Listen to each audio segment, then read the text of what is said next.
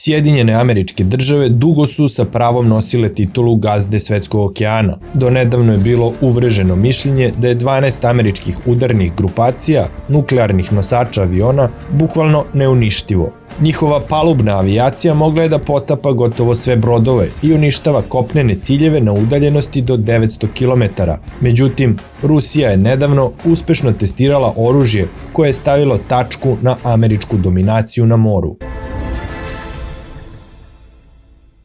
Početkom januara 2020. godine Ruska ratna mornarica objavila je još jedno uspešno testiranje supersonične protivbrodske rakete za operativnu namenu 3M-22 Cirkon. Iz akvatorije Barancovog mora raketa je bila lansirana sa fregate Admiral Gorškov, a cilj koji se nalazio na jednom od vojnih poligona Severnog Urala bio je uspešno pogođen.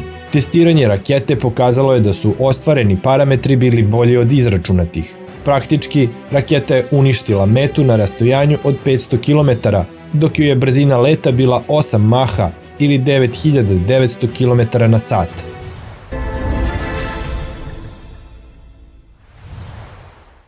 Rat je u prvom redu dobra matematika. To što je grupacija nosača aviona Američke ratne mornarice uvijek bila van domašaja tuđih raketa, treba da zahvale svoje sposobnosti da presreću spore dozvučne rakete na udaljenosti koja je dovoljna da budu primenjeni savremeni brodski sistemi PVO, u čemu je učestvovala i palubna avijacija. U Pentagonu sada veoma nerado priznaju da više funkcionalni radar Spy-1, koji je instaliran na krstaricama i razaračima Američke ratne mornarice, može da otkriva cirkone samo na udaljenostima koje nisu veće od 350 km. Zbog velike brzine ruske rakete posada ima samo 2 minute da dejstvuje, iako je prema normativima potrebno od 4 do 6 minuta. Dakle, oni mogu otkriti cirkon koji leti prema njima, ali ne mogu da odbiju napad. U svakom slučaju imaju dovoljno vremena za molitvu.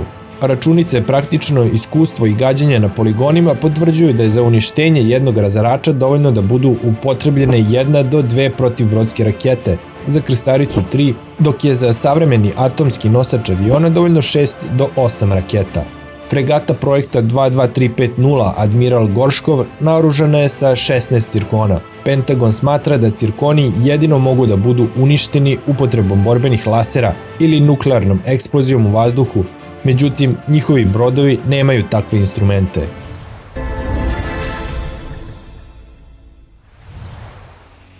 Nove ruske rakete imaju važnu prednost jer mogu biti lansirane sa univerzalnih vatrenih sistema koji odgovaraju raketama Onyx i Kalibar, ali i sa podmorničkih torpednih aparata.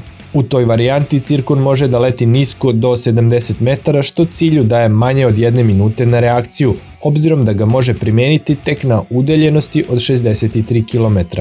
Na osnovu javno dostupnih informacija očekuje se da će na leto ove godine biti obavljena testiranja i sa nuklearne podmornice K561 Kazanj.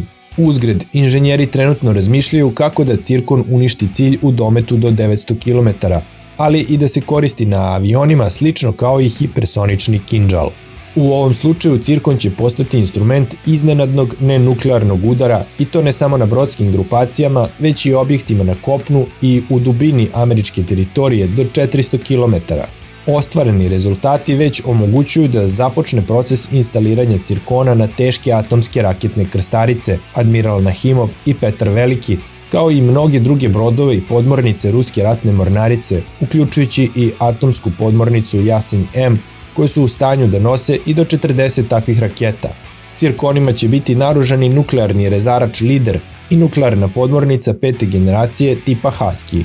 Dakle, za 2, a maksimalno za 3 godine, cirkon će u ruskoj mornarici postati osnovna masovna protivbrodska raketa, što će potpuno da anulira moć i dominaciju Američke ratne mornarice. Mi se iskreno nadamo da nikada nećemo biti primoravani da ih upotrebimo u realnim borbenim uslovima.